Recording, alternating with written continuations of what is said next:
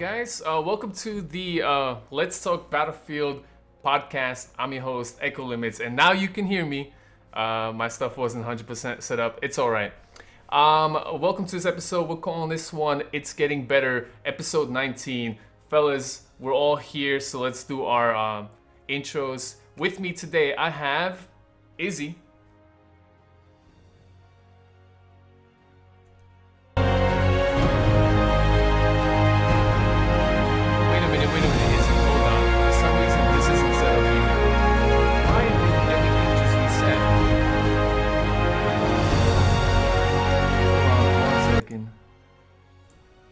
Can you try to talk, Izzy? No, not yet. That's the wrong one. Astro mixing headphones. Izzy, can you talk now? How about now? Awesome. Hello? All right. Hello? We got the audios all set up. For some reason, OBS just reset on me. I don't know why. All right. So intro time. Izzy, tell them who you are. Guys, welcome to the podcast. Sorry about some technical stuff. It's all working now, but welcome. My name's Izzy. If you want to check out my channel, it's youtube.com/IzzyGoneCrazy. Of course, we also have Mambo. Hi guys, Mambo B here. I hope you've been enjoying the new DLC for In the Name of the Czar on Battlefield. I'm Mambo B on Twitch TV. And we've got Flakfire. Hey everyone, it's Flakfire. Of course, available on youtube.com/FlakfireGaming and increasingly on Twitch, Twitch TV/Flakfire. Nice. Awesome. And I'm your host, Echo Limits, that's spelled EKOLIMITS. And all four of us bring you this podcast from the deep love that we have for this game. And we have some great topics for discussion that each of us selected. I do remind people in the beginning of all of our podcasts that it is live recorded.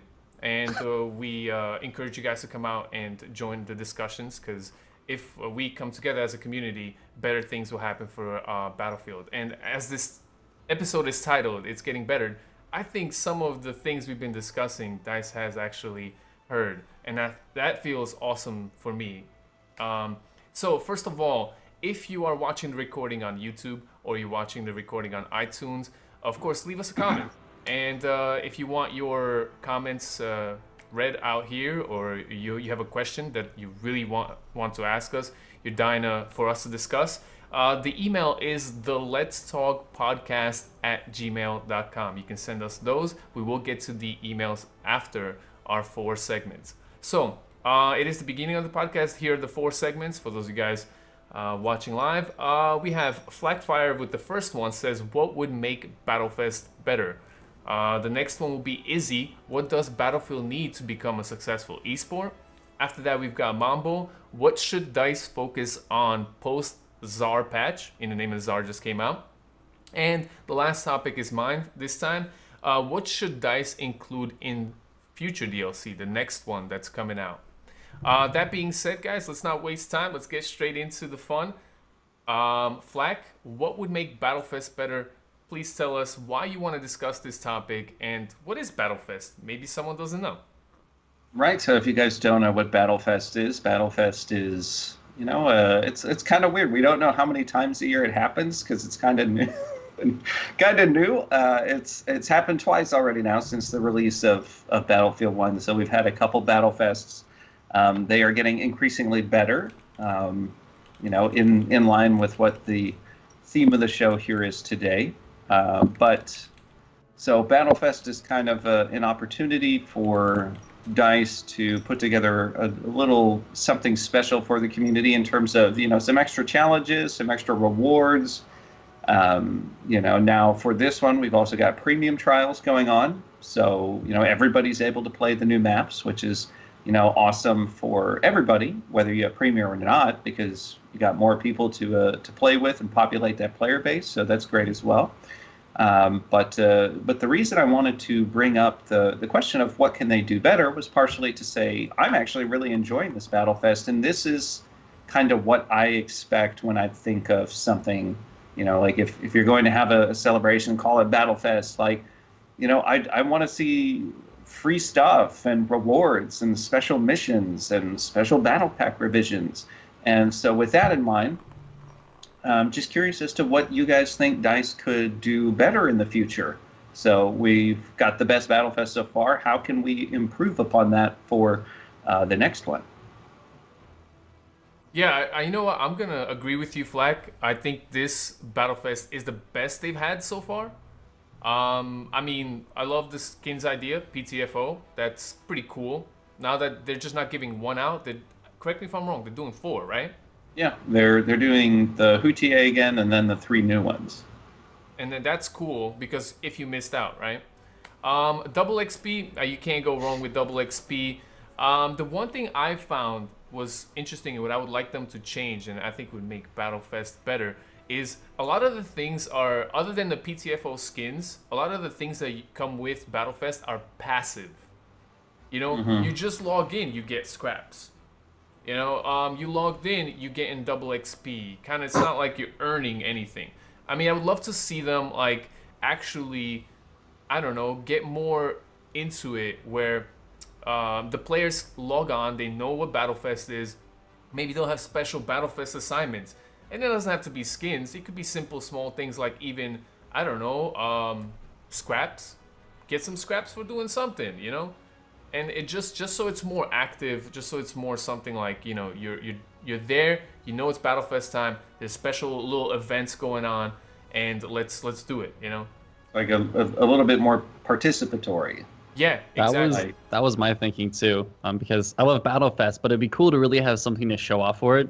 So my thinking was, why not do a special Battlefest melee weapon? Do a challenge, and everyone who completes it during Battlefest gets that melee weapon, and that's the only way to get it. Because then you can run around and use it and really feel special. Pistol. There was like that promotion before the release of Battlefield where you could get the barbed wire bat, and now only a handful of people have that melee weapon, and people go crazy when they see it. That? I don't know how to. It's a Logitech Yeah. giveaway is what it was.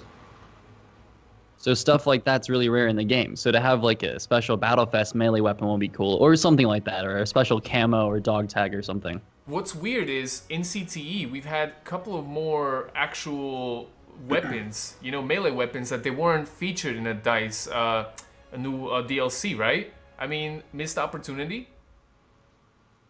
I think that's something that they're sitting on. In terms of like, I don't know when they're going to put that out there, but you know they built it. It's in the game. We saw it on the CTE. So the big question is, you know, when are we going to have that opportunity to earn that? And is it going to come in another Battlefest? How is that going to work? You know, the one thing I thought about is like we've discussed once before, like I want things to be more active, you know, like it's okay that you get these assignments like with the PTFO skins or even like earning a sword or something, you know, new melee. But what I would like to see is in the game assignments, like each round have something to do, you know. It's Battlefest, so the top medic of the round gets 100 scraps. It's not that much. Or 50 scraps. I don't know, make it small, but make it kind of fun. I really always thought that, you know, battle packs should be given to something like each round, pick one thing, like so it's fresh. So Yeah. you load into a new operation, you have no idea what's gonna be like requested of you this time. But like, okay, this round, best support score. Boom, that's it. I would like to see something, you know, since we're talking about things being, you know, more active and involved, you know, because DICE is giving away things for, you know, logging in or completing this assignment. You know, we'll probably talk about competitive Battlefield at some point in here, but why not have some of those things be competitive? Like for Battlefest, you have, you know, the top 1% of all, you know, medics out there in terms of revives will get a special skin or special melee weapon. So you can be like, dude, I was in that top 1%. Like, you're talking about ways to motivate people to play. Like, you can motivate them to log in with free scrap, but it's that like, would be an awesome idea. Yeah. if you Talk want to about give motivating to play, right? them, Yeah. like, you know, get them on there, get them Not to mention, consistently on there. they could use it to promote team play too. Revives or resupplies or flag captures or whatever. Yeah. Or you could do a tier system, like, you know, the top 1% getting this, the top 20 get this, the top 50 get this, so on.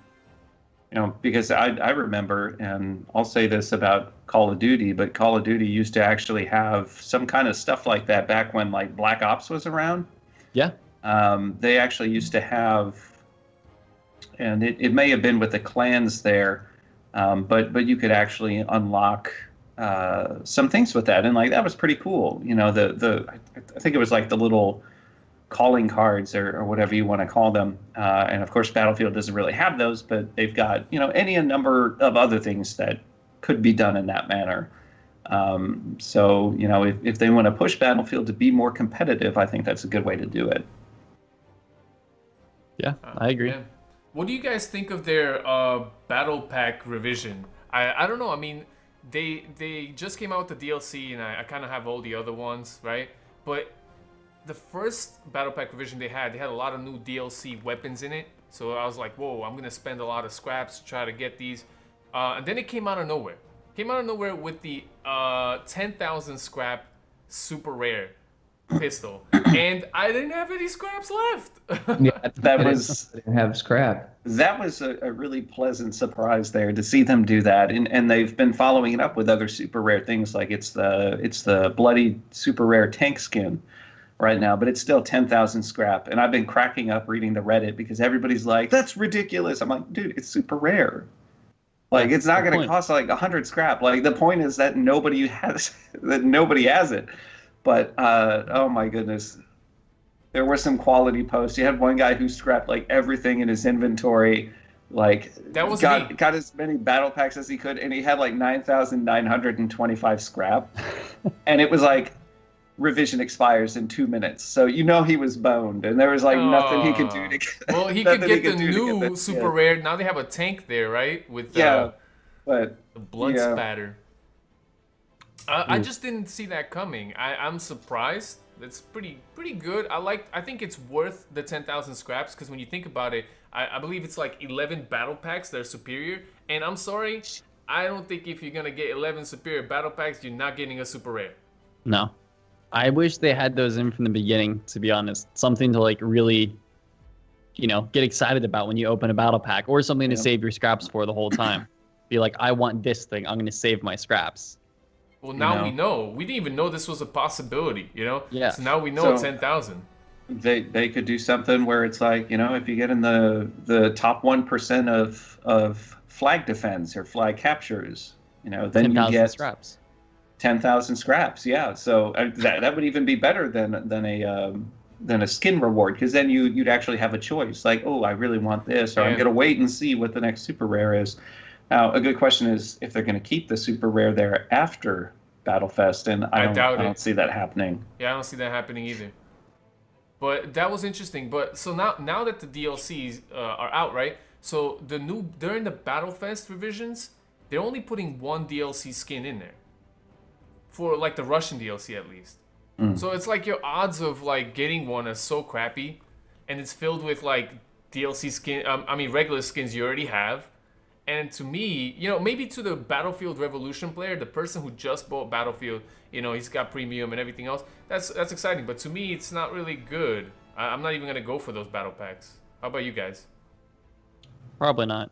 Well, I mean, for me, a lot of them, I've been trying to do that series explaining the history behind the names of the skins. So I've enjoyed it because I'm like, oh, I don't have this one yet. I can talk about that in a video.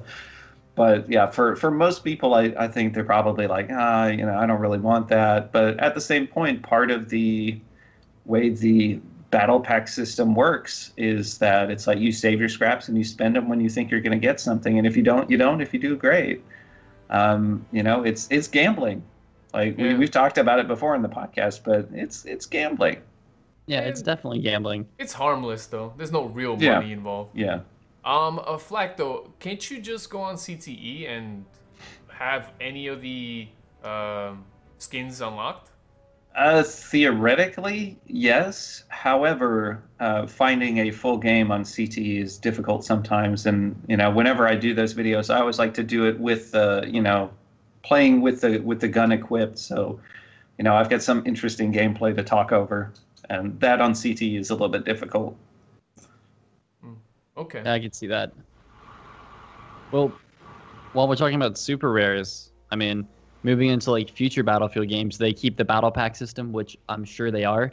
It'd be cool if they would continue that system and maybe introduce some kind of like trading or sell back system for it. You know, okay, so talk about the super rares and the sell back system. How come a super rare is only worth 270 when you sell it back? Isn't that bizarre? That's how much a regular legendary is. I think that might change in the future. I think it probably just was defaulted to that in the system. Oh, and they can't. It might be a lot for them to redo that. I don't think it is. I just thought they were like, who would want to sell a super rare? I'm sure that was their thought process. I have a super rare artillery truck. Okay, it's dumb. I would love to super sell it. Well, sorry for anybody who's an artillery truck user. Mambo said, "Uh-oh, what's the matter, Mambo?" Artillery truck mains. Sorry. Yeah, but that's about 10 minutes on my topic there. So, good ideas for future Battlefest, though. I think looking at things from a more competitive standpoint and getting people more active in Battlefest is the way to go. So we'll see about that. So I think we have some people like Simac wants to know a little bit of Mambo's opinion on the whole Battlefest. How are you enjoying it? I like the idea of super rare stuff included with the Battlefest. So, yeah, they could announce, that they could, when Battlefield does their live streams, I think they could announce, hey, we got a super rare coming out.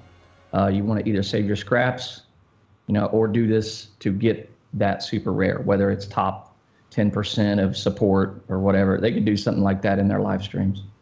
Did you guys watch their live stream promoting the Battlefest? Yeah. I was there. Flak, I saw you. What'd you guys think of the live stream? They need to schedule their live streams. They just all of a sudden just pop up. It's like, whoa, if you don't follow them on Twitch, I would never knew that. Well, they talked about it on Twitter. But they only did it like a day before. Like there wasn't really like a whole build up and communication of what was going on with that, and then they delayed it. The Battlefest live stream got delayed, I think, didn't it? Or was that the Incursions one that got delayed? I don't remember. One of them did. I think it's the Battlefest one. Oh no, that was the Incursions one. Yes. Okay. Is during their live streams for people that are certain top percent, they could give them a shout out to like say, hey, this person is top. Here's the top 10 people for support or whatever in their live stream. Give them a shout out. You don't have to give them anything. Just say, hey, these are the people that played the most time on Battlefield for support, for medic, or I don't know, something like that in the live stream for Battlefest would kind of give a pat on the back to the people that have been playing the game the most. Just say, hey, we recognize you, They do little segments about like if you submit videos to them now. They'll play your video and they'll showcase your great highlight, only in Battlefield kind of moment. I think that's all right. But I really do think that they need to organize it a little bit better because they had some information and it felt more like an opportunity for them to do awesome giveaways. I mean, they're doing some really cool giveaways, but it was more like a chill session rather than an information session. Because a lot of the stuff they said kind of like, oh, we'll have information later. And I'm like, all right, but you're streaming now. I don't know. It's still cool that they do stream something for us to kind of get caught up on. But yeah, any last thoughts on this segment so we can move on to the next one? I feel like we had I like this Battlefest. It truly is a good Battlefest, and hopefully DICE figures out a way to make it more actively engaging rather than just you earning things. I think they've gotten better with each Battlefest. Like they've started to refine it since the first one. So at least they've gotten consistently better. Right. They just need to keep improving. Did they, just before we move over, did they even say how you're going to get the Battlefest dog tag? I think just by participating. Yeah, it's just logging in. See, these are the things I'm like, come on, man. They need a time limit, like in and play 10 hours or something like that, yeah. Or, you know what, I had an idea to mention. I'm sorry, we're making this topic longer than it probably is going to be. Why not? They do Friday night Battlefield servers. Why not a Battlefest server? And you have to play in the Battlefest server. Who knows what kind of rules you come up with, whatever. But then you earn the dog tag. Do There you something. go. Log into it. That's it. Yeah. Get I one mean, Battlefest server to get this dog tag or something. Yeah. or like you said, Mambo, play a few hours in it, play 2 hours in it, or something. Like encourage people to do something for the things. Like you're just giving away free scrap every day by logging in, free dog tag just by logging in. Did you really participate? You might have not even known Battlefest is going on, and you just got it. You're like, oh, cool, you know? Yeah, there are a lot of people, reading the comments about some of the skins and the Houtier skin for one of them. Somebody's like, "Oh, I just logged in and I didn't even know that I unlocked this skin." Like make the challenges challenging for some of this stuff. Like I like that. I like that they're putting new skins in the game. At the same point, like a little bit of exclusivity would be nice because that's what makes those skins fun and valuable. Yeah. So. And I think they need to promote a little bit about the community missions. I still feel like people don't know that there's a community missions tab when you scroll down. Just be like, new, community mission, and then people will know what's happening. Just a little bit of information. But I think we're going to move on to the next topic. Awesome topic, Flakfire. I always love the things that you come up with. Izzy, this is a really big one now. Izzy, what does Battlefield need to become a successful esport? Why do you want to talk about this? Esports and Battlefield. Well, ever since I first started playing Battlefield years ago, I always wanted it to be more competitive, right? I thought when Battlefield 3 came out, that was going to be the turning point for Battlefield, and it was finally going to be competitive. There was rumors of a huge tournament that was supposed to go on. They even had like an esports matchmaking system built into Battlefield 3, and then that never happened. Moving into Battlefield 4, still no esports. Hardline, they tried to introduce a competitive system, but they did it at the very end. Wasn't successful. Now we're moving into Battlefield 1, where they're finally introducing a real competitive mode.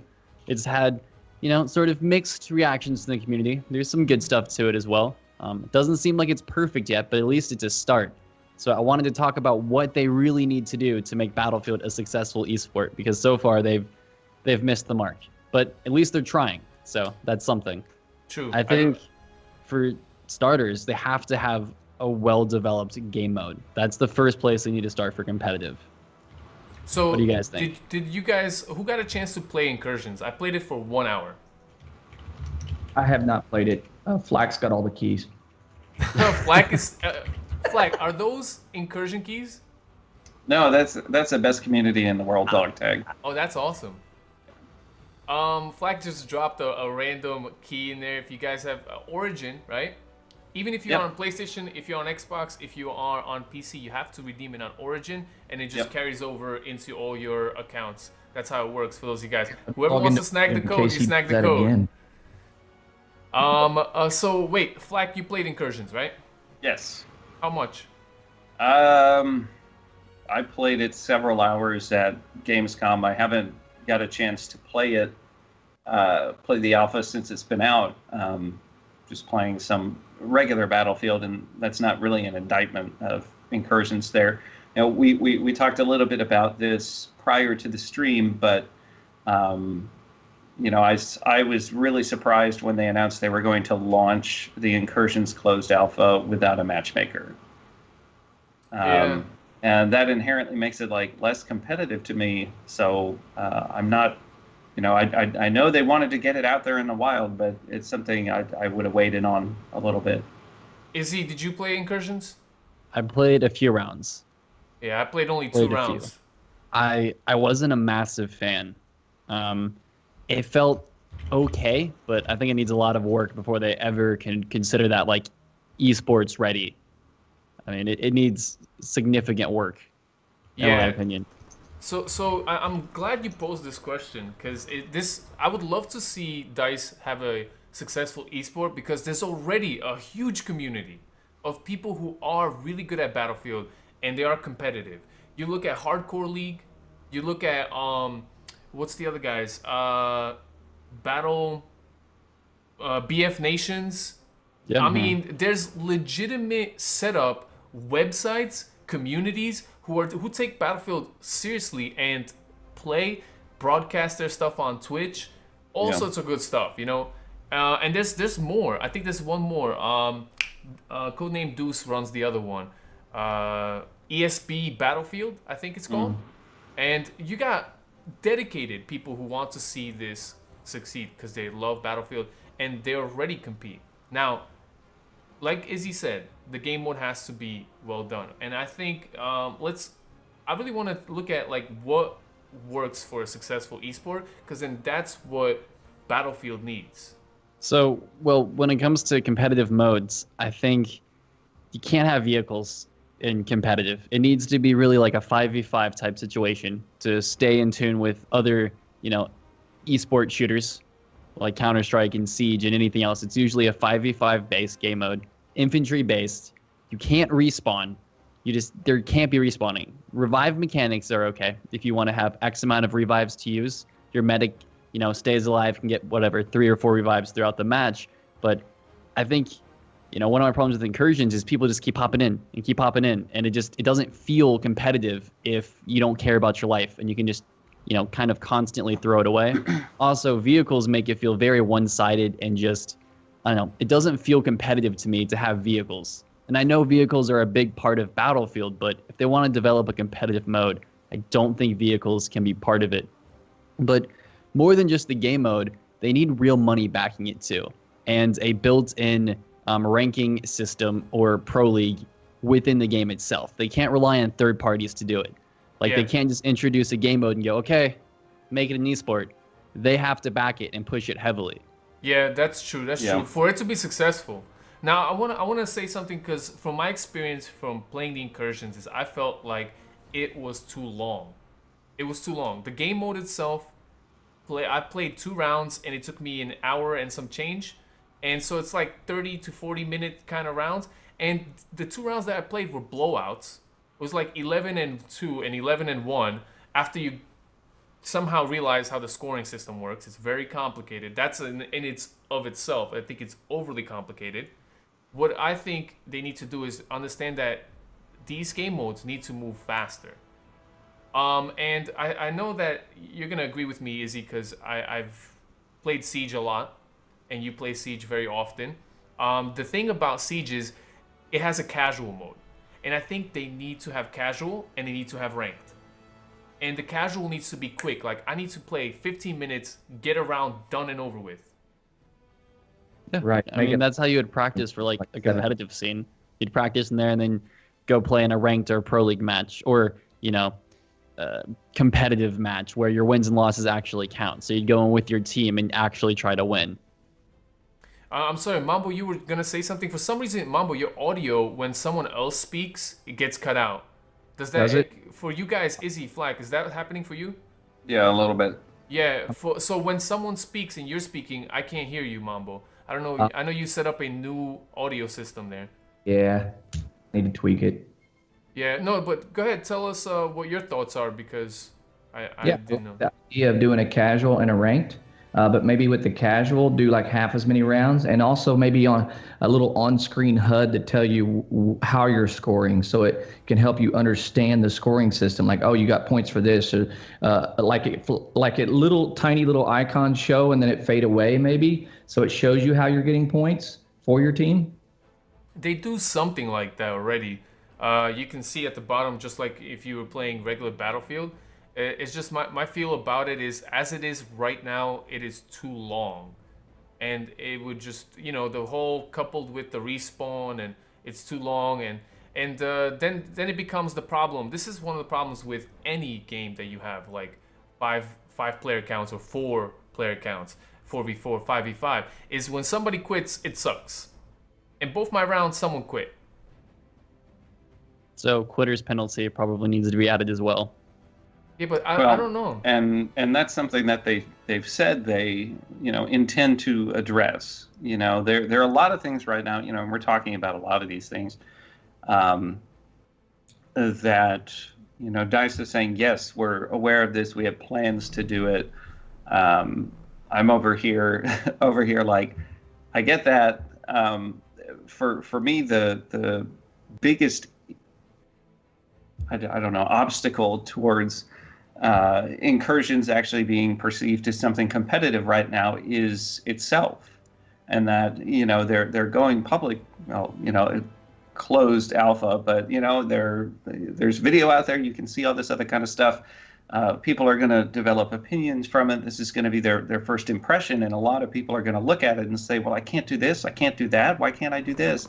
Why doesn't it work this way? Where's the ranking system? Where's matchmaking? And they're going to cross it off their list of things that they're potentially interested in, because they're going to have this impression of the game mode, even though, like, we all know it's in closed alpha, and we know through video game development, because we actively try to participate in some of this when possible, that things are going to change, and they're going to get better. DICE is going to make adjustments.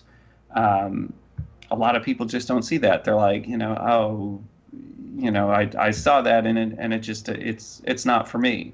And they're going to make that assumption about whatever the finished product is based off of the closed alpha. So I think they should have waited a little bit, but I do 100% agree with Izzy on the idea that, and for me, competitive, any game out there, it's like the player needs to adapt to whatever the game mode is. Like, I may not like this particular aspect of it, but I learn how to play it in the way that it's designed, right? So you've got issues with, like, Battlefield. It's like, well, how do you make competitive Battlefield? He's talking about, there not being any respawns. And it's like, that's or no vehicles. No vehicles. Yeah, or new vehicles. So because they touted that this is competitive in Battlefield way because you have vehicles. But I don't know. I'm with Izzy on this one. But Flak, I just don't they have to, if they want it to be successful, they're gonna have to model it after other successful esports games. If they try to break the mold too much, it's just not gonna catch on. I agree, and I think they are aware of that. And I think they are trying to, part of the big point of doing this closed alpha is to try and find that balance between keeping things Battlefield and, keeping things in that mold of competitiveness. But what I was saying that I agree with Izzy here is that whatever way they go about this, like, I read the Reddits all the time, people complaining about this and that, I'm like, don't care. Because it's literally, if they have a structure there, people will learn how to play to it. And you can develop things around that. But Izzy's biggest point is that it's got to be backed by EA, and it's got to be backed with real money. Exactly. They got to be behind it, and his motion of, like, okay, this whole kind of hands-off thing there, like, really describes for me what a lot of companies do when it comes to trying to create something competitive, and then they get PO'd when it doesn't work. They're like, well, we built this mode. Why isn't it catching on? It's because you're not supporting it. You're not backing it up.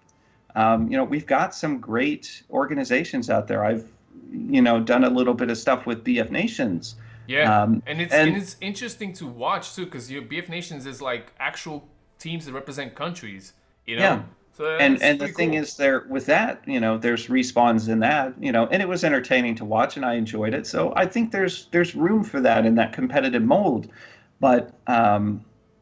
Whatever it is, EA's got to stand behind it. DICE has got to stand behind it. And in my opinion, that means, when this thing launches for real, everything needs to be there. And in my opinion, this needs to launch in conjunction with the next Battlefield game. And it needs to be ready to go when that game drops. I agree fully. I think they should wait to really back it until the next game launches and they can build off of the hype of the next game. Because if they try to release this now and push it really hard, it's not going to succeed. Because, Battlefield 1 is still popular, but it's not nearly as big as it was at launch. So if they can have like the hype train of a new release and the full force push of making, a competitive scene at the same time, it would be big. But they have to have some massive tournament at the end. If you look at the success of, I think, Siege and Rocket League, they're both big because I can't remember the developers of Rocket League, but, they're hosting these huge, $100,000, $500,000 tournaments, and Ubisoft is doing the same thing. And that's what made those games into esports. So Battlefield needs the same thing. They need to have a bracket system for teams to compete and then some big prize pool at the end. So people, have something to work for. And without that, I just don't think it's going to work. Mambo, so they actually have to throw significant amounts of money at it. Mambo, do you have something to add? Because I know that when we talk, your audio's kind of messed up right now. So just any thoughts, Mambo? No, I just want to see DICE take over a leaderboard, a in-game feature that shows that, hey, this is our leaderboards for competitive, and include some kind of maybe platoon matchmaking system as well in the main menu, would help get people in that mind of competitive. Okay, we got platoons that are competing, we got a casual incursions, and we got a competitive conversions, and here's the leaderboards for each, and it will start getting people into that mind frame. Hey, this is can be competitive if you want it to be, if you're looking for that route.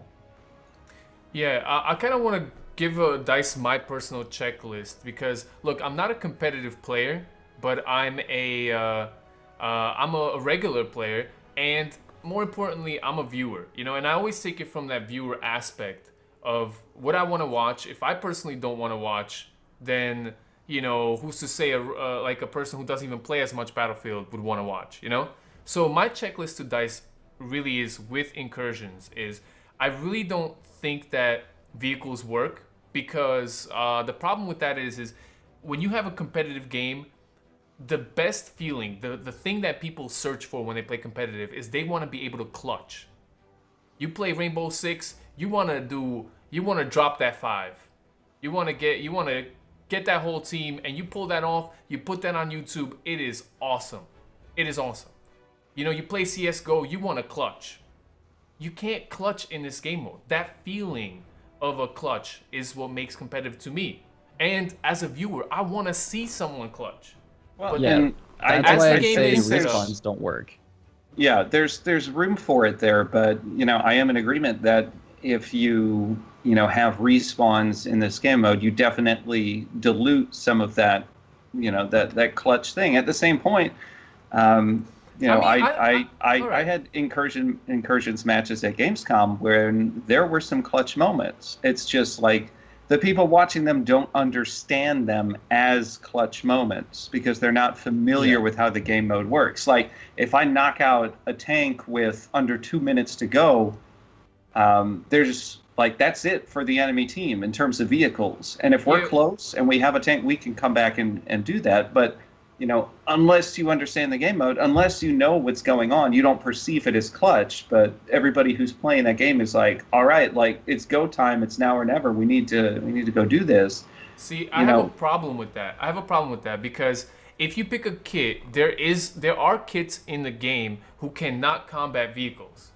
And I don't have a problem with a respawn mode because you can go clutch in a respawn mode. Just keep mowing them down, and you hold down a base, you cap the flag. That's clutch. That's a good moment. Well, so like respawn, as a player though, when you can respawn, you don't have like that heart-stopping moment of I'm the last person alive. It's all on me. Like all that pressure is not going to be there, and you're not going to have that, my hands are sweaty, my heart's going to beat out of my chest kind of moment. And when I was playing incursions, I didn't feel that because I knew if I died, I could just pop back in and give it another shot. It is a little bit like confusing. Now I just watched some gameplay for Ghost Recon Wildlands for their PvP, and it got me thinking about because whenever you die in Ghost Recon Wildlands, if you guys haven't seen it yet, you're dead there, but you can get revived.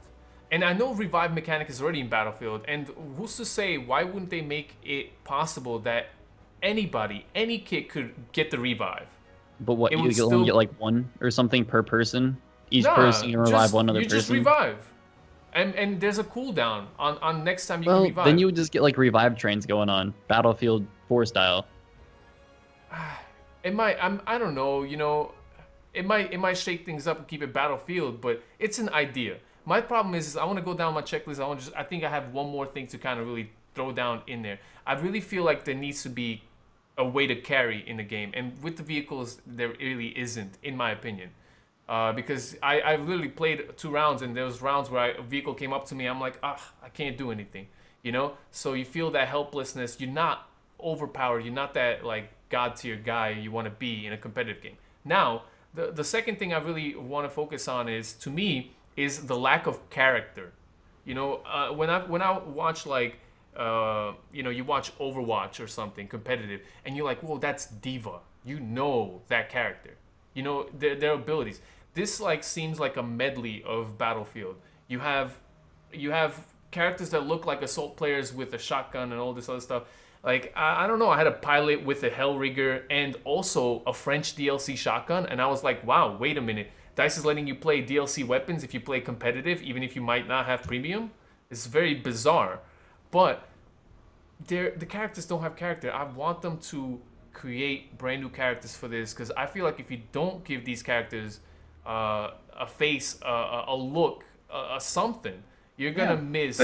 They need a personality, you know, and we talked about this before, and that was some of the feedback that, you know, I gave to the devs. I said, you know, what makes games like Overwatch interesting? Like, certainly the gameplay plays a part of it, and the same thing goes with Rainbow Six Siege, but it's like, you know, like, everybody knows who Diva is. Everybody knows who Mercy is. Everybody knows who Ash is. Yeah. Everybody knows, and I can't think of his name, but it's like the Russian guy with the mask. What is his name? Tachanka? Yeah, Tachanka. It's like everybody knows that. Everybody knows the memes. Everybody know, you know, like, yeah, you've got a point. So much of that markets itself in that way. Yeah. And the other thing, you know, none of them look that similar, you know, in those games. It's like you see them, you know what that character class is, you know what they're capable of, you know what their gadgets are, you know how to combat them if you are somebody who is competitive. So maybe make them like very distinctive, like either with their uniforms or player models. That's what we need to have in Battlefield 1 competitive. And, you know, if it were me, like, just I mean, like, I would do it for free. Like, write the backstories to these people, give them a personality, like, so that people can, you know, embrace those kinds of personalities. They can be like, this person, I feel like if I was there, this would be me. You know, I want to play as this guy because I like his background story. And it's like, for the more casual people, they're really going to gravitate towards that. And for those of us who are more competitive, we're going to like that because we feel like it has a distinct personality to it. Yeah, you can feel a connection to the character. Yeah, and make them relatable. Really important. It becomes a meme, it becomes a joke, it's fun. Yeah. It's really important for a community to develop a bond with that character. And just like you said, Echo, like, everybody looks kind of the same, or little amalgamations of different characters and stuff. And it would be really nice if, you know, you were able to look at that person. And admittedly, part of it is us still thinking in, like, the old Battlefield 1 sense of, like, oh, that's a pilot, you know? Yeah. But it's still something that... It's weird to see the pilot with a Hellrigger. It's so bizarre. Yeah, well, like, it's confusing, and it's something that, you know, if they want to do this right, if they want to, you know, build this right, I think that needs to be there. If you remember back to Bad Company, they had really distinctive character models to where, you know, if you saw a recon player, you knew that was a recon player. If you saw a medic, you knew it was a medic. The support guy with the red hat from Bad Company, like, you knew, you were like, that's that support guy with that machine gun. Yeah, now that I didn't think about it, but now that you mention it, that needs to be in there. Yep. Yeah. Those are my three things, really. Like, if I was to give them input, and just the whole casual mode needs to be there. Rank cannot be so long. That's the one. The second one is make it more, you know, like I said, have it some life of its own. And then the third thing to me is, like, I don't think vehicles is the right way to go. I know it sucks. I know a lot of people probably mad in the chat, but I don't think so. Here's another thing. Somebody in the chat mentioned this too. So, you know, it's like we know that they have, you know, these skins in the game because we've seen them in there. You know, somebody said they have individual characters in the campaign. Why not expand them? Yeah, they lost an opportunity there. You know, part of the reason I like the campaign, you know, is Danny Edwards. Like, I think he's a cool character. Like, that was one of my favorite single-player missions in the game. Yep.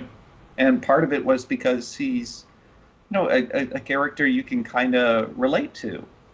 Sorry, I didn't mean to cut you off, Mambo. What were you saying? Oh, yeah, I think DICE may have missed the opportunity with the character explanation. You know how in Rainbow Six they kind of do a little video of the character? They could have done that in the beginning of the campaign for Battlefield 1, showed a character and his strengths. So that way, when they introduce the character in the competitive, you know that person's strengths, just like in Rainbow Six. Well, that's a very good point, too, because that makes this game mode even more accessible. You know, for the people who go in there, they just think, oh, I don't know what this person does, but I'm going to pick them. You know, you can kind of get that different flavor kind of stuff, and somebody else said in the chat there, you don't really need historical accuracy in competitive. Like, that's true, because nobody gets healed by a sniper shield. Like, you don't walk up to them and just whack them with it. Yeah, I didn't even see that. It's still bizarre to me. I don't understand it. Maybe, I think a missed opportunity if they go that route and don't do this. People love Battlefield Bad Company too. They love the Bad Company series and franchise. Give us like just a little sugar, where this is like a little bit of a more crazy kind of thing. Maybe you want a World War I Sweetwater? Yeah, why not? Well, I think the reason that franchise was so successful is because of the characters from the campaign. They were memorable. Like, everybody knows those characters. Yep. We still know them. We're talking about them in 2017, ladies and gentlemen. That's crazy. I don't know if that's like a good thing for Bad Company or like a bad thing for the rest of the Battlefield franchise, because the characters were so unrelatable. Yeah, it could be. It could be a mixture of both. Mixture of both. Let's. I know we're spending a lot of time on these topics more than usual, guys. But this is a very fascinating topic to discuss.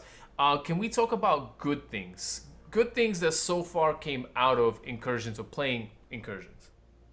Well, it shows that they're willing to work on a competitive mode, and that esports is on their mind at the very least. Even if it's not perfect, it means they're working towards something in the end. So they haven't given up on it. I've said it before in a different podcast, but I was really concerned that the Battlefield devs weren't going to be able to step outside of the Battlefield box, like just have like, oh, these are your gadgets, and we're just going to mix them up with different classes, and here you go. They were able to say, okay, this person is area of effect healing, and this sniper shield can heal people and can be used to block doors, and you've got these other things you can put down that let people spawn on them, and this and that, and see, in my opinion, really try to create unique things and build them in a way that could actually be supported by a competitive mode, and I like that. So yeah, I was gonna comment on the whole sniper shield. I that rubs me so bad. If you want to have that as a mechanic to block doorways, make a new asset that makes a shield. Just don't reuse an asset from the main game that does something completely different and call it that this heals you now too. I'm like, oh. Or maybe you could just like close the door and lock it. There's things that your gadget is a key. Yeah, you have it's the skeleton key. Like, they have specifically said that some of that probably will change. Yeah, I would love that to change. And I think that's another thing, if you want the game mode to be successful, and try and brand it as its own thing, I think doing that, creating assets specifically for that, whether it's a character model, whether it's some of the in-game gadgets or whatever, like, needs to be there. Yep. I would say the one thing I like that they're doing with incursions is they're designing maps specifically for the game mode. This is quintessentially one of the most important things you can do when you're designing an FPS game. The game mode and the map must be going hand in hand. Mm-hmm. I think that's a great thing. I agree. When they try to like cram every game mode onto every map, sometimes it just doesn't work. Especially not for competitive. And the map, to me, I played 2 rounds, and I'd say the map is good size. Some people were saying in the chat, I forgot who it was, that the map was a little bit too big. But I understand the fact that there are vehicles, so there is a tank on tank kind of action still possible. So the map is a little bit bigger. But I felt like the size was just great because I got around to the objectives almost in no time. It felt good, map design wise. The thing that I like that they had different from the build that we played at Gamescom was that locations are named. I think that's very important. Oh, that is cool. I love that feature. Guys, by the way, that feature is awesome. You can actually make callouts in a Battlefield game. I wish that was on standard Battlefield on every map. Put that in vanilla so we know, you know? Yeah. Instead of just being like, over there, you can be like, We have whatever, Mambo, left what was lane that? or something. It would be very helpful. What about the compass? Like PUBG uses the compass. That is so awesome for community. It almost incorporates the team to talk more. It's like, hey, do call outs. I yell at the people that play with me on stream. And I'm like, man, if you don't do call outs, if you don't have a mic, you're hurting yourself. You're hurting your team if you don't do call outs. A compass actually, it almost incorporates, it almost makes people want to communicate. You know what I mean? So on the mini-map, the mini-map in Battlefield 1 is round, and it is a compass itself. The problem becomes is when you die and you're spectating the guy who killed you, you don't know if he's west, south, north, or whatever, you know? But I would love for them to, when you're spectating a guy who killed you in a kill cam, at least be able to tell you what direction he was from, west, north, so you can kind of tell your squad mate, look, I just died here, he is west of me, in the building west of me.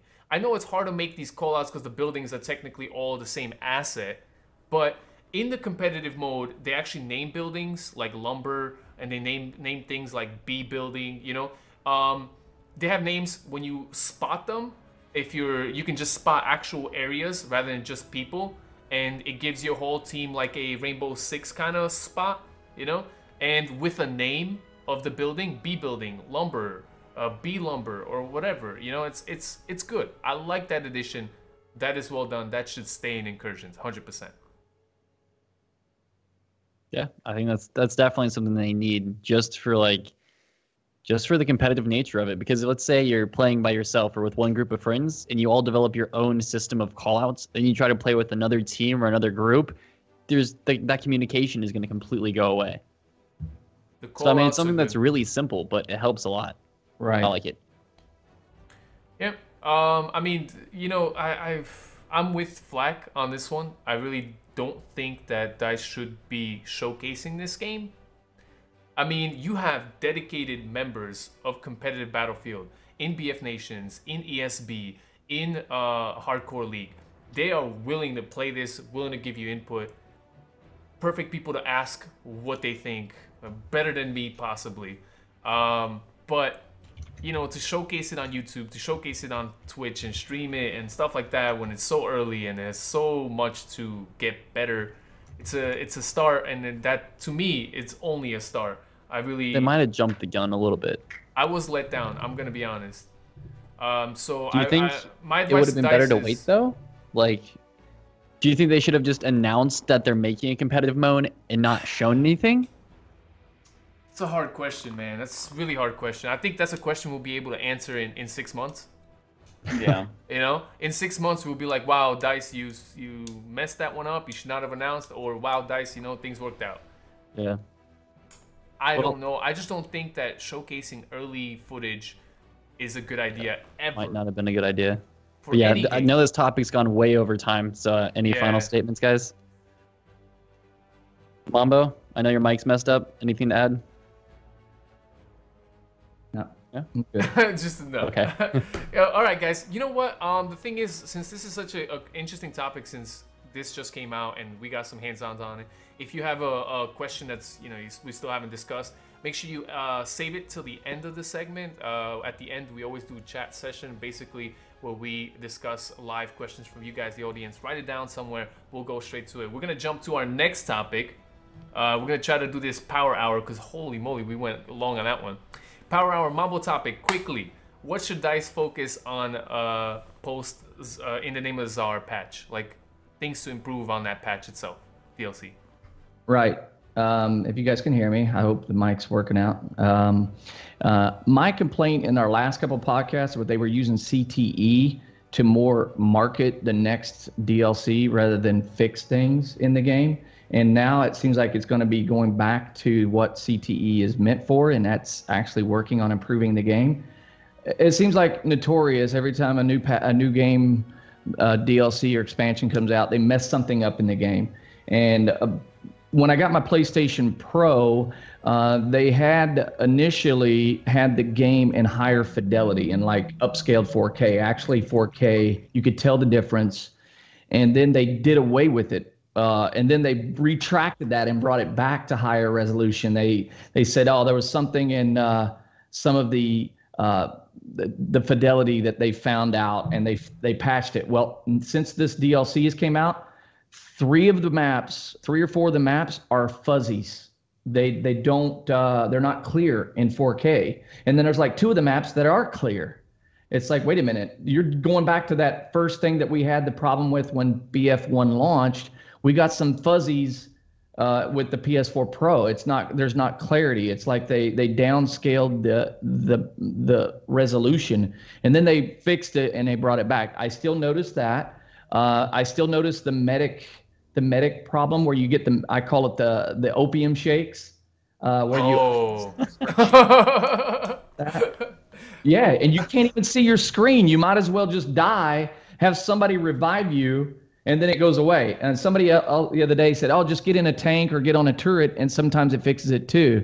I mean, that's 2 things right there that I know that just bug me when playing post in the Name of the Czar patch. It seems more frequent now.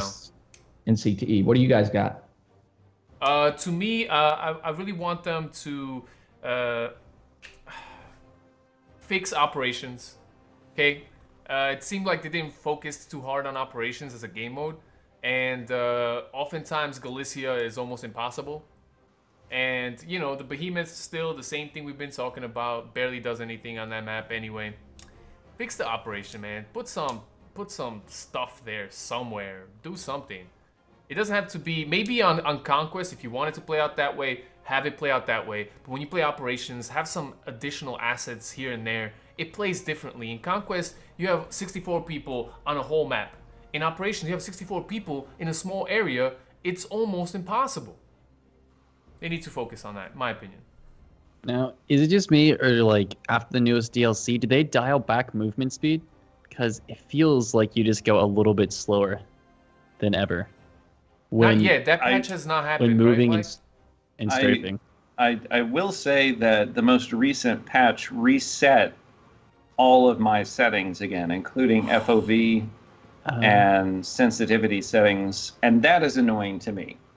Oh, it does that repeatedly. All I have to do is go in there and change it, but it's like I'll spawn in and because I guess I'm kind of oblivious. I'll like die a few times. I'm like, what is going on? Why do I feel like I'm moving through Jello? Oh, I have to go back and reset my FOV. But this has happened for every Battlefield game. How have they not fixed that? No, they fixed it in Battlefield 1. This is the first time it happened in Battlefield 1. It actually was great in Battlefield 1. In Battlefield 4, every time they rolled out an update, this would annoy me. Oh. But this one is worse because you go back and you fix your settings and they reset the next time you turn your PlayStation on. That I haven't run into. I just had it the once. It happens to me every time I turn on. What? Oh, I didn't do that to me. Yeah. I work in an office, like you. and you kind of keep track of things, what to check on. Like, did we do this? Did we do that? Did we do this? Well, it doesn't seem like they're keeping a history of things that's been fixed, and to double check that before releasing the next expansion. Well, let's check these things that we've had fixed in the past. Can we not learn from our mistakes? When I play a battle royale like Players Unknown, I try to always tell myself, okay, I lost. What did I learn from that situation? Keep a log. You learned that you didn't hack, Mambo. Yeah, wow. That was my Fortnite story. But all right, so I think that was one of those things for like things to fix. That are not fixed yet. So that's why I'm talking about this. Hopefully DICE is listening. I don't know, guys. How about fix the vehicles? They're kind of meh. Yeah. They're meh. I think one of the biggest issues that I noticed, it was better after the CTE, but I still run into it, and it is so frustrating because I've been trying to play the support class a bit more lately. Bipods, for whatever reason, sometimes work and sometimes don't, in particular on the Russian maps. It's like, I see somebody, I'm like, I'm going prone, I'm going to light this guy up, and then it's like... recoil everywhere. Yeah. It's like, I literally will go back into the screen after I died, and I'm like, no, this says it has a bipod on it. Why isn't it acting like it has a bipod on it? It's frustrating. And that was something that, particular on those Russian maps, I would have liked to have seen a little bit better. Especially since the two Russian weapons are so good bipoded. See, and Devin Latt here in the chat says that you need to have an indicator that lets you know when your bipod is deployed. Technically, there is one. Yeah. You get a little circle in your crosshairs that tells you that. I get that circle all the time. No, but the new perk system shows the bipod active. The new perk, if you use the bipod to reduce suppression, right? Either way, it's not consistent, and that's the problem. Yeah, that's true. There's also another glitch, and I know this glitch because you guys remember Daz was here to fill in for Mambo last podcast, and I ran into him streaming, and I was like, hey, what's going on? Can you play the new Moles in the Gaunt? And then he found a glitch in the game where if you put in a K bullet for the Moles in the Gaunt, when he finishes the animation, you can tap fire as much as you want. 2 seconds later, he'll be able to fire the K bullet. That's in the game right now. Only with the Moles in the Gaunt, when you put in a K bullet, you rechamber out and you chamber in the K bullet, and he's already done. He literally gun's ready to shoot, but you can't shoot because it still counts off 2 seconds for some reason. Yeah, that's a weird glitch with the Moles in the Gaunt. I think there was still a glitch with the Obrez in visually cycling the bolt, that sometimes it still won't do it. But I like that we titled this podcast, It's Getting Better, and that we're over here like, flipping tables. This is all wrong. Oh, no, there's some stuff that I will talk about later that's getting better. Oof. Yeah, you know what? You're right, man. Is it getting better? It is. I'd say so too. Just quick off one more before we jump into the last topic. Anything else that they need to fix in the Name of Czar update? Still waiting for that spotting flare counter. Yes, give me please. Give me the canteen. Oh yeah, let's have that. I would love that. Please. Dice, please. All right, we're gonna move on to the last topic, and this is just like a very unconventional. Let's talk Battlefield, I guess.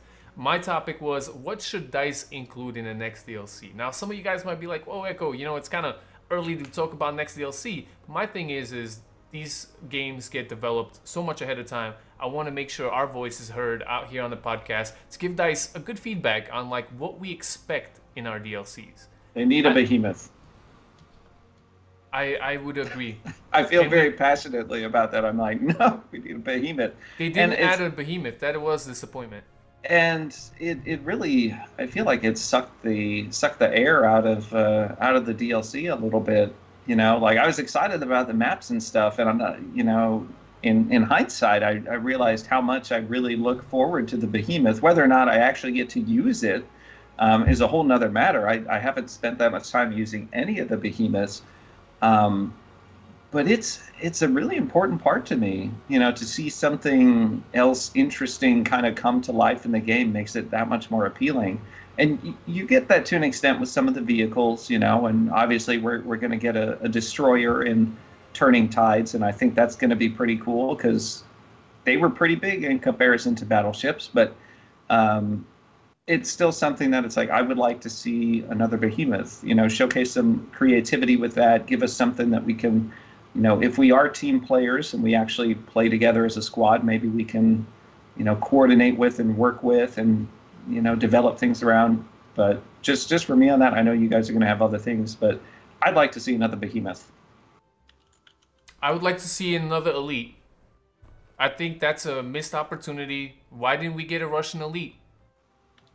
I was disappointed with that. So moving forward, I feel like the next DLC, I love a behemoth. I would love a elite. I think everyone's expecting 6 maps by now, right? I doubt they're gonna go down to 4 again. I don't need them to make 8, but 6 maps is pretty much expected. Let's talk about game modes, guys, because I feel like DICE feels like they need to have a game mode, brand new game mode with each DLC. The supply drop game mode is a letdown, in my opinion. I think I would have liked what Mambo thought about, let's have cavalry only mode. These game modes don't have to be 100% serious. They could be fun. How about a party mode? Bring back gun game or scavenger. I'd like either one. Yeah. Everybody's doing it. Let's put Battle Royale on Albion. Why not? Let's do it. No, but seriously. What, so they can get sued by Bluehole? Yes, exactly. Is Fortnite getting sued by them? Yeah. What, do they own a game mode? Please. Yeah. No, come on. Come on. If- You can't own a game mode. Right. Next Call of Duty is going to sue Battlefield for having domination. Or TVM. Please. You can't be a crybaby about that. If you have a good idea, people will copy you. I'm sorry. Yeah, a lot of people in the chat right now are like, gun game, and for me, that's about the only other game mode that I would add. For me, I'm just not that big on game modes, and it dilutes the player base more, and right. But I'd rather Frontlines than is they great. spend that time making the maps better towards the game modes. Like you're talking about Echo. If they want to add Frontlines to things, like I really like Frontlines as a game mode. And it's so World War One. How are we getting DLCs and we're not expanding more of that one game mode we have that's so World War One? High Tech Ninja just said air superiority in this next DLC. I really want to see naval superiority. Like, what's the point of adding different ships? And we already have kind of a wide variety of watercraft now. We got a couple new things there. Like, throw that in there. Like, naval superiority would be a really cool mode.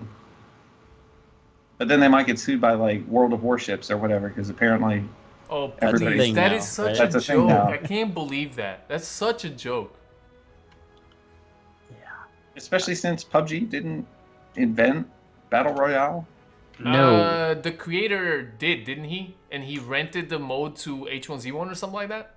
Kind of. I mean, I know he helped with the original Arma mod for like Battle Royale, but it definitely wasn't his idea. I mean, come on, there's movies and stuff based about it way before the video games ever came out.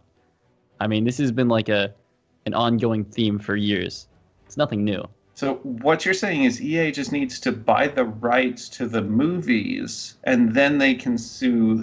There you go. Yeah. Right. Buy Battleship the movie or something. Yeah. You can't have a battleship in your game.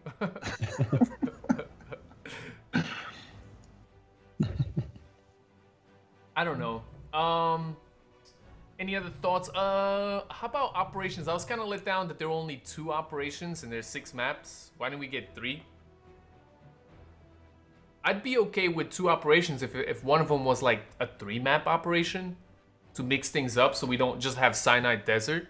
I think Albion could have worked as its own single map operation. Like, that's an idea you could throw it's out big there. enough.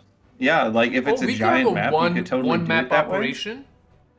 Okay. And like historically, because DICE is all about historical stuff and connecting things, and that's supposedly why we don't have a night operation with the 2 night maps, which I'm still not over. I'm not letting that die. Yeah, come on.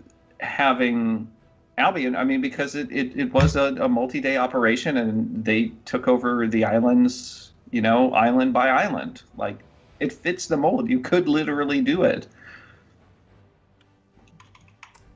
So next DLC. Let's have 6 maps. Let's get an elite. Let's get a behemoth. The game mode, I'm not too crazy about. You don't have to give me a new game mode. Personally speaking, I'm with you on Flag. If it's something cool like gun game, I'll take it.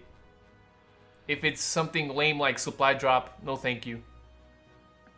Any other ideas quickly before we move on to our open segment for live questions from the audience?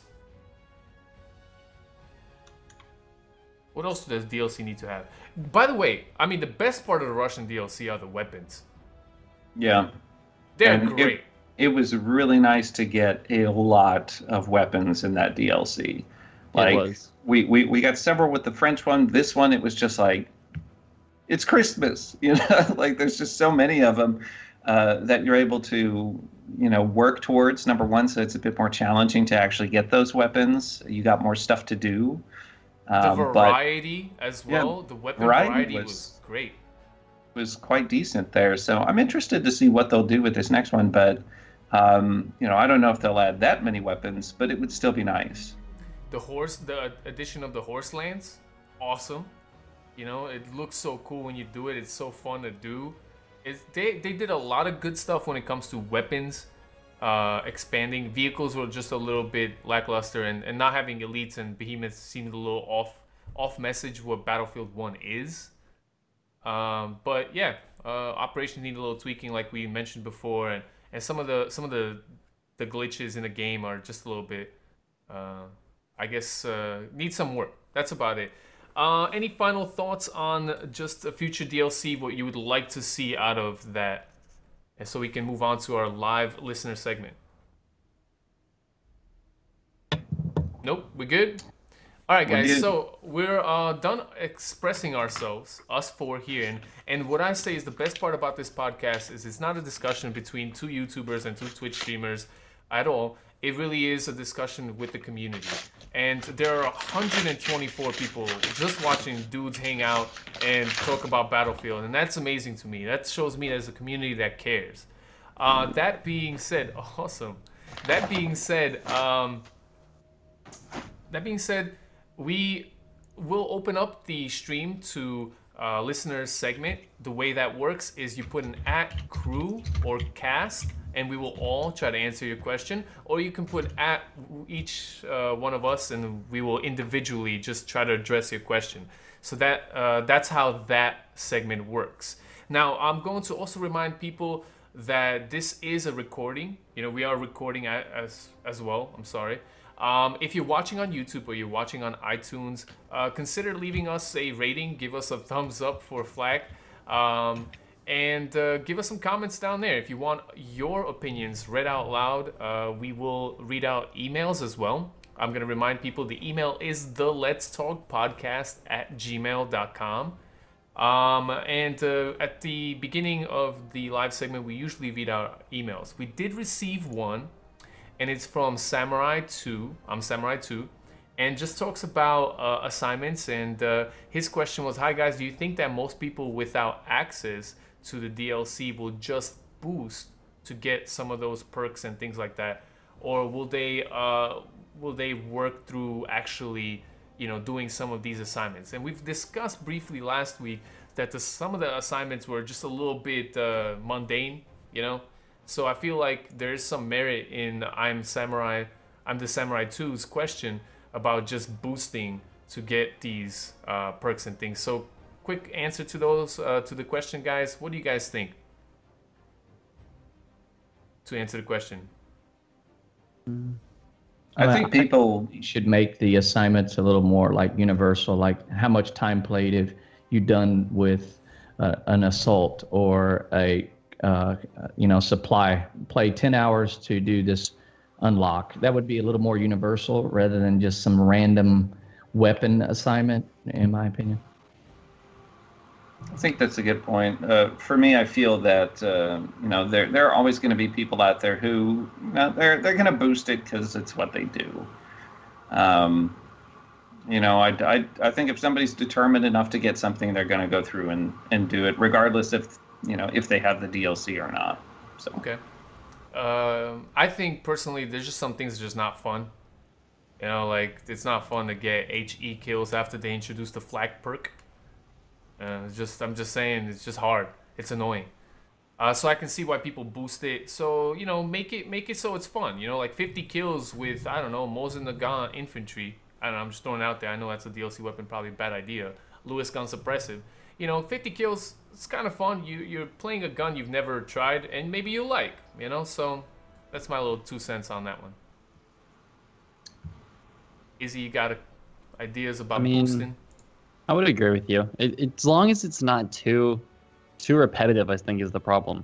As long as it's not so repetitive, people get bored. All right, I think we have some questions to go from the chat. So now we're gonna open it up to you guys.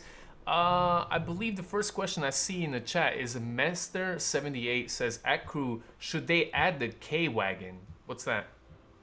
K-Wagon is like the largest tank that was like almost came close to completion. Basically, the massive German weapon. Oh, that And sounds awesome. almost finished 2 of them. It was actually I did a video on it before, and I was like, can this actually work as a behemoth? It like the only way you could put it into Battlefield 1 is if it was a behemoth, and I think it would very much fit the Apocalypse DLC. Is that the one with the big wheel? No, that's the SAR tank. SAR tank. Yeah, it's Oh. tricycle, weird thing. The K-Wagon, if you guys get time, look that thing up. It is massive. It has like 4 large guns on it, which becomes an issue for balancing. Like, this thing was so big, apparently, like, in the way that it functioned and aimed at things was actually like how it was done on a battleship. Like, that's how the fire control was. So this thing was like huge. Looks it's really like a cool. land ship, technically, for real. Yeah, like this one. yeah, it's like a much larger version of the Mark V, sort of. You can see some similarities there with that, but you know, it actually might be too OP to put in Battlefield 1, in my opinion. So I don't know, but like, if you know, I was talking about how the lack of a behemoth in the Russian DLC kind of sucked some of the excitement out of it. Putting the K-Wagon in something like Apocalypse, I would literally throw money at the screen. I would be like, can I pay extra to play with that Do you think early? they're done with behemoths, though? I don't know. I hope not. I mean, they've scrapped stuff like that before. Think about it. Behemoths were a big selling point at the start of Battlefield 1. Levolution was a huge selling point at the beginning of Battlefield 4. After the first DLC, they completely scrapped it, and there was no more Levolution. I think Battlefield 1 there was some has, revolution. has not shown really. that the behemoths mudslide. work in their intended purpose. Like, behemoths exist to keep the server populated. Like, that's what they're there for. It's okay. I think behemoths are fun, and I would love to see it. The K-Wagon sounds cool. You know, I think they're going to stick around. So I don't see, you know, I mean, obviously there are issues with like balancing things, and Joe Mike saying is K-Wagon like the Char-2C. Bigger. It's really much more like a Mark V, where it doesn't have a turret on it. It's got like guns out the side and stuff. But there are similarities there. It would still behave differently, but yeah. We have another question, and it comes from NXRD. It says, at Crew, what about assignments that actually take an effort to get, like Phantom Bow from Battlefield 4? Right. Like if they did go out on the map and find this telegram or keypad, then that unlocks the next Phantom assignment. Like you do it on each DLC. That'd be pretty cool. I feel like that, like the Easter eggs, you know, that kind of stuff is really at like a level that's inaccessible for a lot of people. And, you know, you guys who actually went and unlocked the Phantom Bow in Battlefield 4, you know, weren't too happy when they just gave it out to everybody else. I'm still mad about that, dude. That's true. I worked for so long. And that's just it. Like me, I would never get it. Like, and But that's why I liked it, though. It's because no one had it. I felt special. And that's true, and I appreciate that. You know, as I've said with some of the other stuff in the podcast, like I appreciate the exclusivity of that kind of stuff. It's just something that I'm like, I think that type of stuff is a little bit too hard for a lot of people. You know, trying to do the Easter egg dog tags. You Isn't know, that like the allure of it, though? Is that it is hard? Insane, though. It's and it's insane. not just that. That Easter egg towards the end was so difficult that you didn't have to just do it by yourself. You had to have friends who did it too. And we all know it's not easy to have friends. Izzy's over there like, but I like this. It's not easy to have friends, guys. You got Joe Mike. You're good. I'm lucky you guys agreed to this podcast. Otherwise, I'd be here by myself talking about this. No, all jokes aside, I agree. I think it's too hard. You gotta be careful with that. Easter eggs. There's an Easter egg that's similar to this. Wasn't there an Easter egg in the French DLC where you do certain things on a fence or something? And then and you find some sword out in the... Yeah. Yeah, those were fun though. Like that was like a little hidden on the map kind of thing. Like that But that did wasn't you have to do complicated. You just something had to to get know the sword? about it. Yeah, I don't know. We have another question. Next question comes from Slyer66. Says, at crew, guys, do you remember what Daz said about lags in PC community last time? This is still going on, almost 20 days. For serious players, game is unplayable and becomes a joke. There's so much more banning and servers are lagging. What's your opinion on a situation like this when a game is unplayable, but instead they keep making Battlefest just priorities? Ooh, I mean, we're all console players, so I can't say I share your pain because it runs great on console. I don't know. It's a valid criticism. I mean, especially we're talking about things like, oh, we're going to have competitive. Like you can't have that. Like this stuff has to work all the time. Without any question there. And I also want to throw a little caveat in there that I think a lot of what people are experiencing may be due to their ISP and their internet connection and not specifically DICE's fault. Certainly there are situations where that's not the case, and they are actively trying to address that. But it's a valid criticism. I think people should put the feet to the coal there a little bit and say, hey, we expect this level of quality here. And one of the reasons I was drawn to the Battlefield franchise is that it had dedicated servers, unlike some of the other games out there. COD. So that's one of the things that, people expect that. And I feel like DICE knows that, EA knows that, and they should meet that expectation.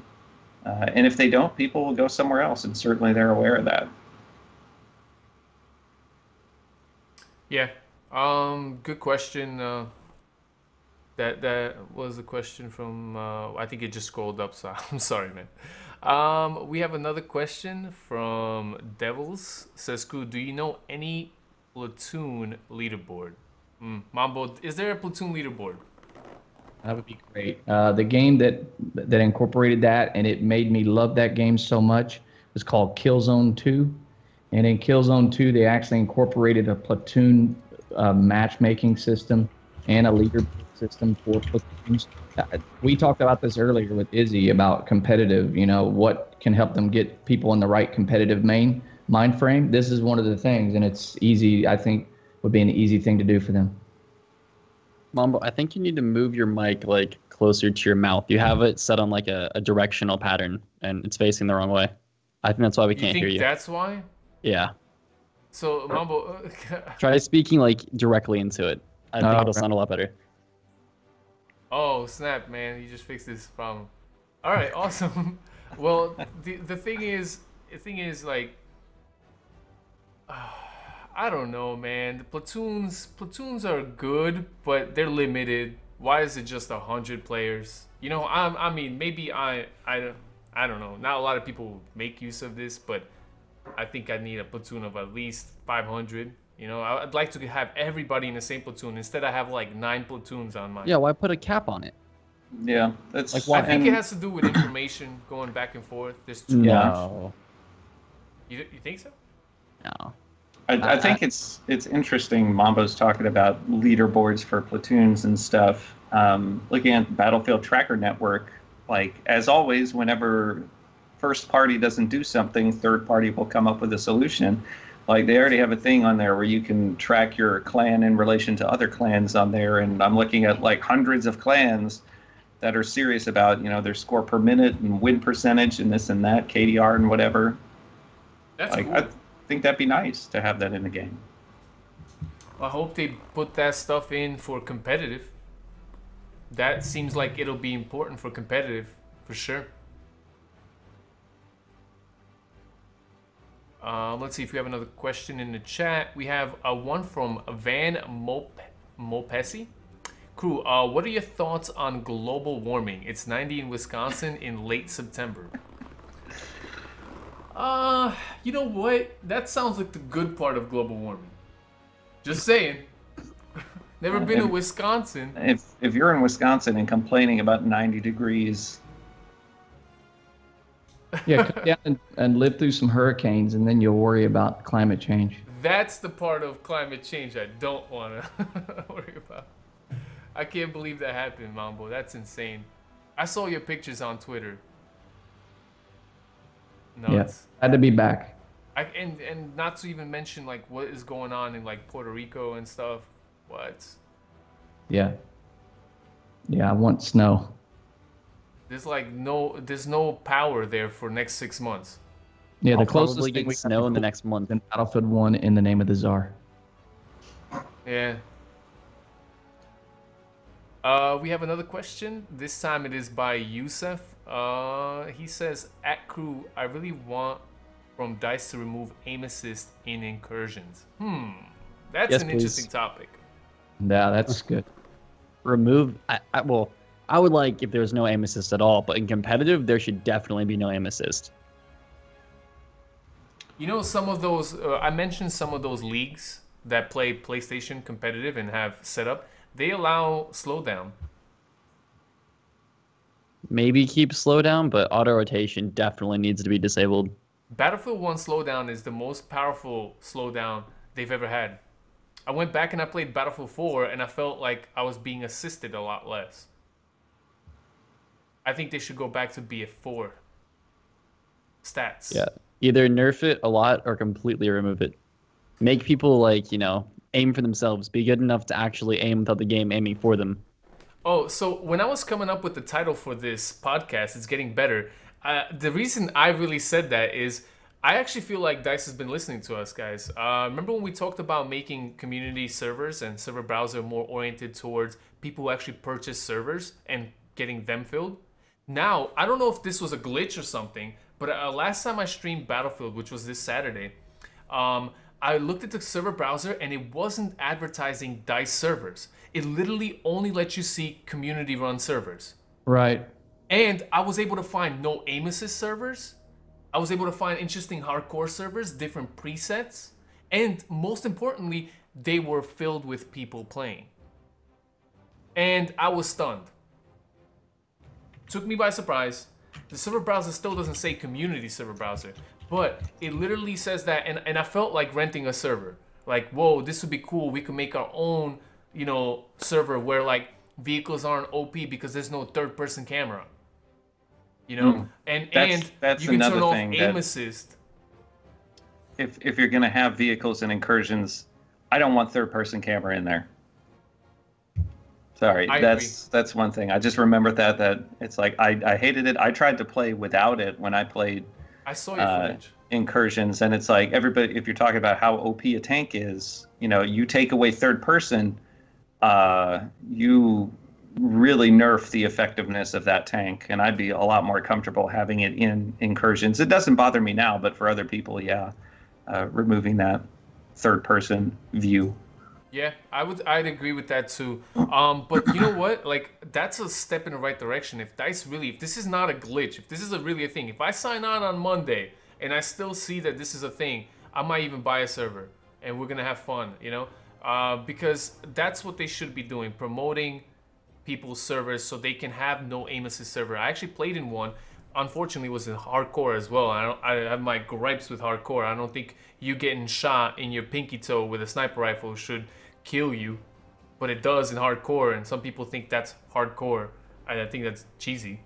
But I really liked that there was no aim assist, and I was able to aim fine. But then again, I have a lot of practice. But it seemed fun. I don't know. The game kind of needs aim assist. There's a lot of people who are new, but not that powerful aim assist. And when it comes to incursions, I vote the same way Izzy. Yeah. Remove it. Got a good question in the chat from Matriarch about having DICE creating a multiplayer assignment for a squad to complete in a round. Oh, so it's not just individual. A squad has to work together? Yeah, a squad is that's a really cool idea, in my opinion. That's something new and something interesting.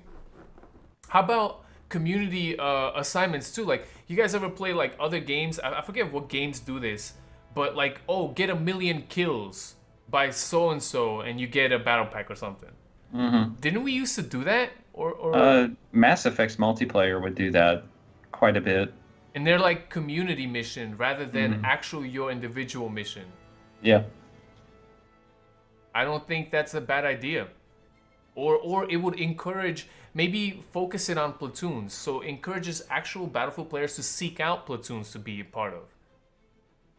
Yeah, but otherwise, you know, before they do that, they got to link up all our platoons or make them into like one big platoon. Because otherwise, you're going to have people from different platoons. You're thinking that you're going to complete the challenge, and then it doesn't count because technically they're in a different platoon than you, even though it's the same platoon. Yeah, bizarre. Do we have a question? Devin says, I think we have questions. We have time for some more questions. Devin says, I have a question for all of you. Awesome. Would you like to see DICE or EA bring the top 100 players out like they did with the celebrities to showcase new DLC content rather than their in-house teams doing it on stream? I think this would promote play and leaderboard position pursuance. Oh, I think he means just the skill level of some of the celebrities was subpar. I just don't think that would really be viable. I mean, that whole thing is meant to be like a promotion, right? It's meant to advertise, and no one's gonna know who these random players are. True. Yeah, and Snoop Dogg brings the fog, you know? Yeah, So- I mean, maybe have like the #1 ranked player in the world or something, but you can't have all of them. Yeah, 100 people would be too much, and that makes sense. You know, the it's meant to be a spectacle, you know? Yeah, it is. So seems like a good idea, but I don't think that's gonna happen. They could However, I really think that they should have went and talked with a lot of the competitive community, people who already are in Hardcore League, BF Nations, ESB, and whatever else is out there. There might be more that I'm not sure of. And they should talk to them about incursions. Rather than getting opinions from people who randomly get a alpha code who signed up online. I mean, call me crazy, but that doesn't seem right.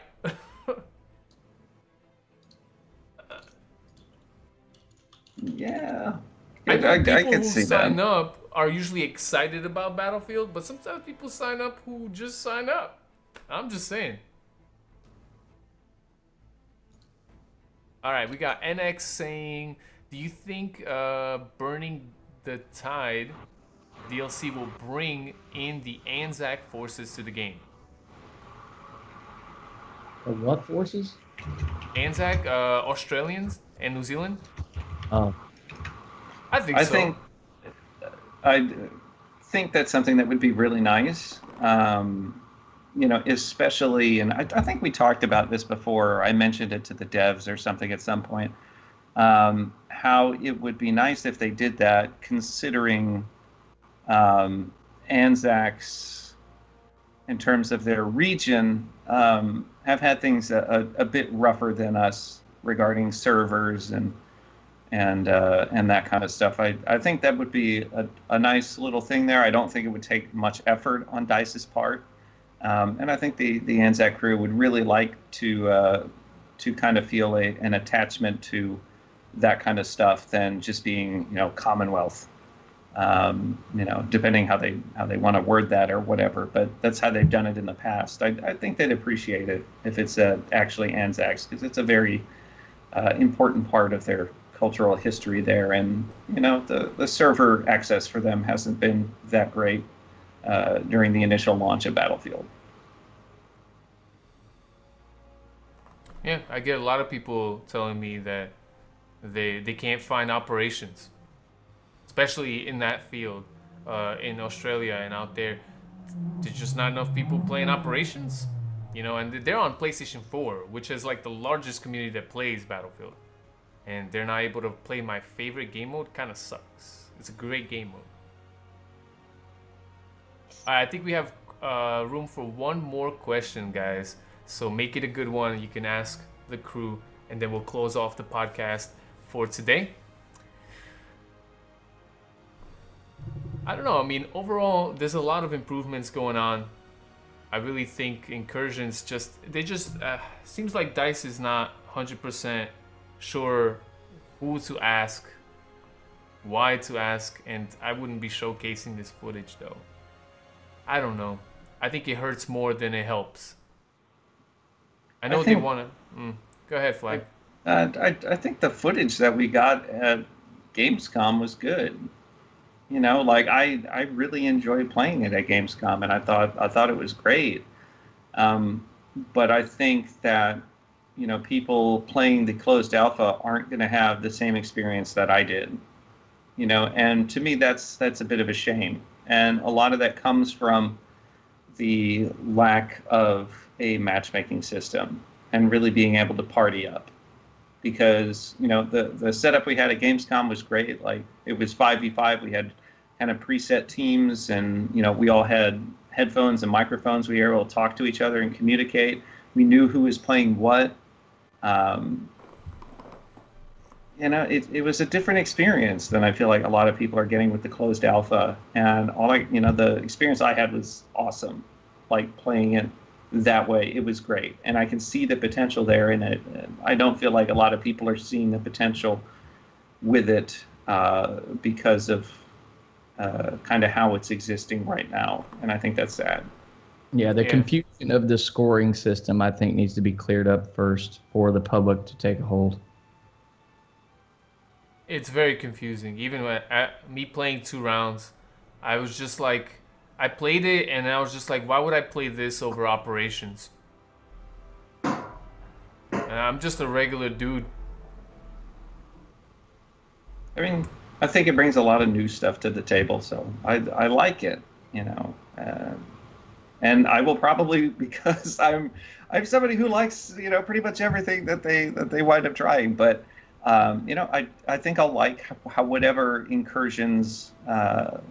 You know, whenever it's finalized, whatever the final product is. Like, I'll look at it, I'll see, oh, okay, this is how this is done. These are, you know, the good tactics and the bad tactics, and this is how to do this and do that, and see that there's that space for competitive stuff to grow, and, you know, I'll play it and probably really like it.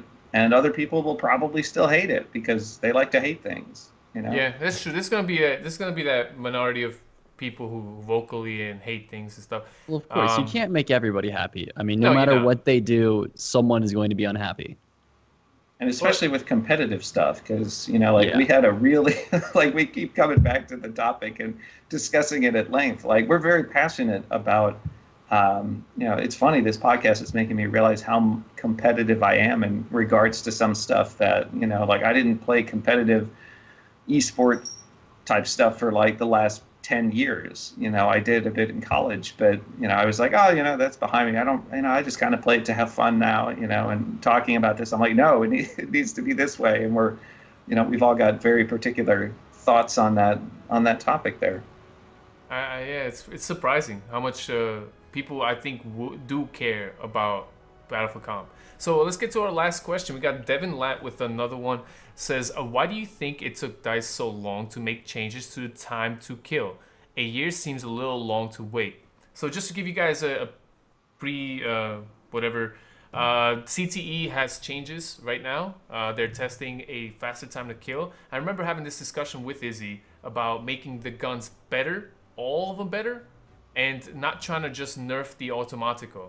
This was something that we discussed on our podcast a while back, and I'm like so glad that some of our ideas are making it into reality. Like, I don't know, maybe they're listening. Maybe it's just because we say it here, you guys, the community, are vocal everywhere else, on YouTube, on Reddit, on wherever else you go post these ideas we all come up with together. But they're working on these changes. Guys, feelings, why did it take so long? I think they were busy with other stuff, honestly. Priorities? Yeah. For me, I think it probably has a lot to do with that too. At the same point, you know, I think they realized Battlefield 1's time to kill was a little bit slow. I don't know if it needs to be as fast as they're testing on the CTE, but, you know, in my opinion, Why do you think it's too fast? I think it's too fast, but that's how I feel about it. And the same thing, like I was saying with competitive, if I actually spend time and readjust to it and all that kind of stuff, I'm probably not going to have a problem with it, because one of my favorite battlefields is Hardline. I'm just not used to playing it that particular way. So I think it just takes a little bit of time to get used to is all.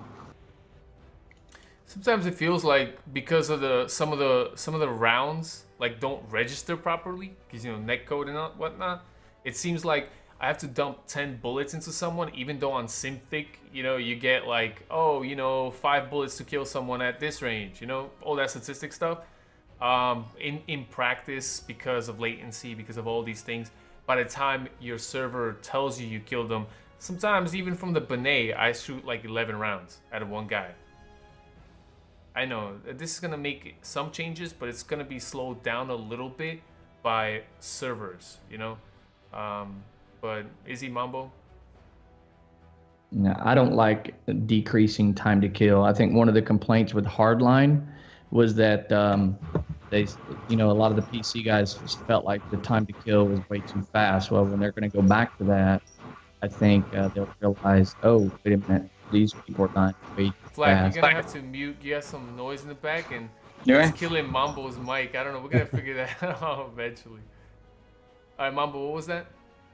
I think the TTK should be left alone. I don't want it to be faster, because then you can't outmaneuver people that have bad aim and accidentally hit you a few times. You're going to get killed, and it wasn't because of their skill. I like the new change. That'll play a lot back to aim assist. Especially since we're all console players. That's gonna be like time to kill is lower and aim assist is still as strong as it is. It's gonna be like I don't know, a point and click adventure out here. Personally, I like the time to kill change. I like a faster time to kill myself, so I'm all for it.